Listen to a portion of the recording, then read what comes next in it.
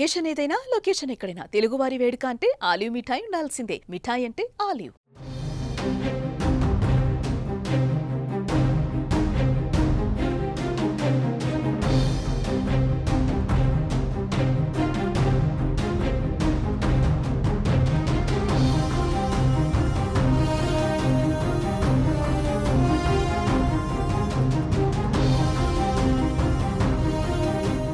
పహల్గాం ఉగ్రదాడి ఘటన తర్వాత భారత్ పాక్ మధ్య ఉద్రిక్తతలు మరింత పెరిగాయి.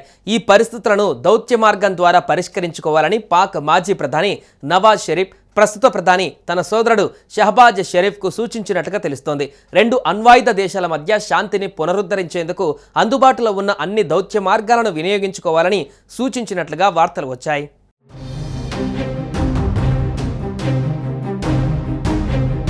పాకిస్తాన్ మాజీ ప్రధాని నవాజ్ షరీఫ్ ప్రస్తుత ప్రధానమంత్రి షహబాజ్ షరీఫ్ నివాసంలో వీరి మధ్య సమావేశం జరిగింది.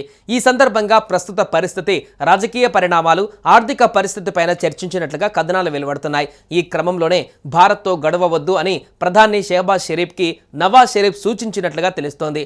అంతేకాదు రెండు అణ్వాయుధ దేశాల మధ్య శాంతిని నెలకొల్పేందుకు అందుబాటులో ఉన్న దౌత్య మార్గాలను వాడుకోవాలని, యుద్ధానికి దూరంగా ఉండాలని ఆయన చెప్పినట్లుగా సమాచారం.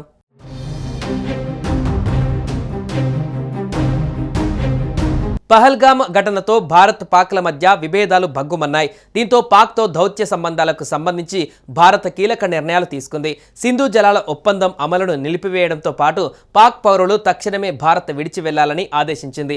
ఈ చర్యలతో పాకిస్తాన్ అక్కసు వెళ్లగక్కింది. సిమ్లా ఒప్పందంతో పాటు మిగిలిన ద్వైపాక్షిక ఒప్పందాలను పక్కన పెడుతున్నట్లుగా ప్రకటించింది. తమ గగనతనంలో భారత్కు చెందిన విమానాలకు అనుమతి నిలిపివేస్తున్నట్లుగా వెల్లడించింది.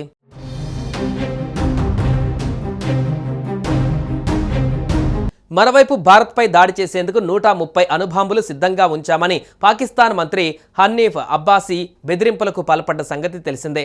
అలాగే మరో మంత్రి మాట్లాడుతూ సింధు జలాలను నిలిపివేస్తే తీవ్ర పరిణామాలు ఉంటాయని హెచ్చరించారు.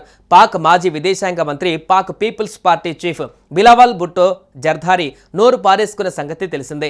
సింధు నదిలో నీరు పారకపోతే రక్తం పారుతుందంటూ ఆయన రెచ్చగొట్టే వ్యాఖ్యలు చేశారు.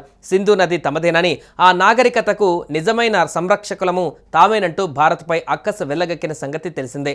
ఈ తరుణంలో నవాబ్ షరీఫ్ ప్రధానితో భేటీ కావడం, భారత్తో సంబంధాలపైన చర్చించినట్లుగా అక్కడి వార్తలలో ప్రచురితమవుతున్నాయి.